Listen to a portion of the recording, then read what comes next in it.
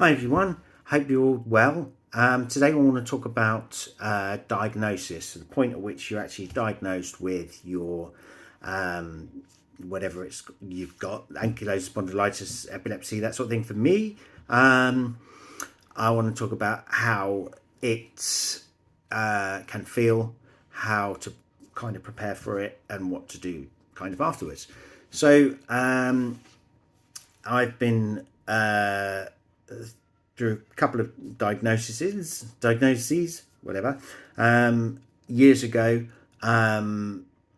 was my epilepsy diagnosis. Went in, consultant sat me down, and he said, "Right, you've got epilepsy. Here's a leaflet." And I was like, "Okay, that's very blunt." He gave me information to take to my GP, and I gave it to him. I was put on medication. That was it. So I had to find out kind of for myself what information I could about epilepsy, and kind of support myself a little bit. Early days I was going to the GP a lot because I was having a few little troubles, so I got a lot of information from them brilliantly. But that was that one. The other more recent diagnosis was my ankylosing spondylitis in 2017. When I went in there, I sat down and they said, "Right, you've got ankylosing spondylitis." I was like, "Okay." This was a little bit more involved because they showed me some of the MRI images and showed me the damage and stuff like that. And they were like, "Right, okay, don't do this, don't do that." And then they were like, "Here's a leaflet, off you go." So it was kind of, there's certainly like a process that they have there. Sit down, tell them, "Here's a leaflet, off you go." Whether there's any more expansion to that, I guess, depends on the person. But when sort of preparing for it, the lead up to having your diagnosis is obviously, you'll have your tests, whatever it would be, for them to help diagnose what the problem would be. So, say for example, MRIs, CAT scans, blood tests, any other kind of tests, physical tests or whatever that they would do for whatever you've got.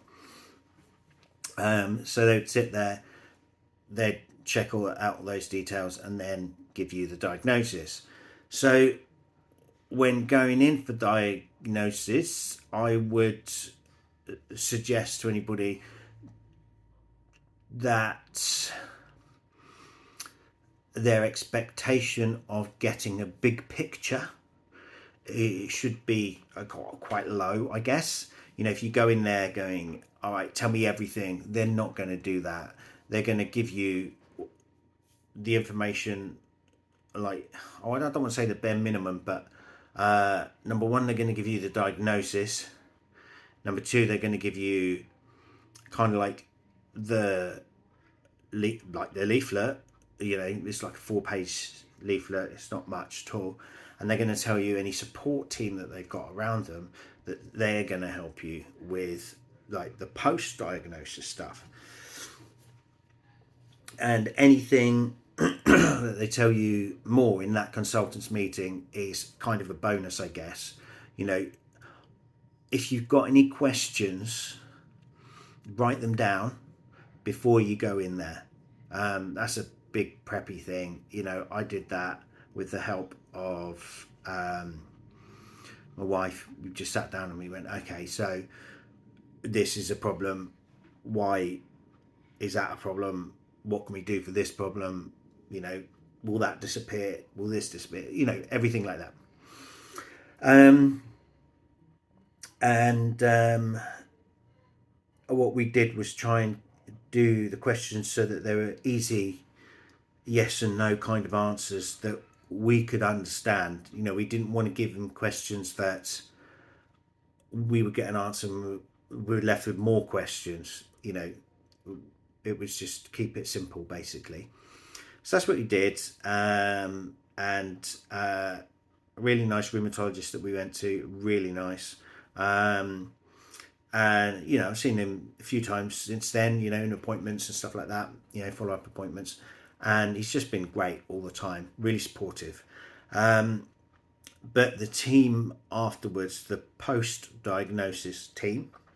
So in my case, it was the rheumatology and physio team at my local hospital. And they take care of things like the checkups, any problems. So there's a hotline number, the way you know, ring up, leave a message, and they call you back, and they can tell you what to do. Any support with medication taken abroad, stuff like that. Really good with that. And that's where a lot of my information has come from, not just, you know, sort of information about ankylosing spondylitis, for example, but also like the treatment is you initially you go there for like 6 appointments or whatever it was, and then they give you like sheets to go, okay, do this exercise, so you do that. Following week would be do another couple, and then so on and so forth. And then you take that all away with you, and then they say, right, do that every day for the rest of your life. And you're like, oh, okay. So suddenly you're in a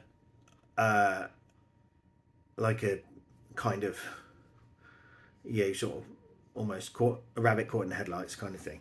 But that's what they do. So their support is there, but there's also support sort of post-diagnosis with online charities. So for ankylosing spondylitis, there's the NASS, which is absolutely fantastic. Go and check that out. Online charity, you know, raise funds for all sorts of things. Loads of information on there. They also do online chats. You know, they have a Facebook page. Brilliant. I think, or they do online chats via Facebook. Anyway, they're on there. They're great. So that's where, you know, sort of the pre and the post diagnosis, all that sort of thing comes in. When you're going for the actual diagnosis,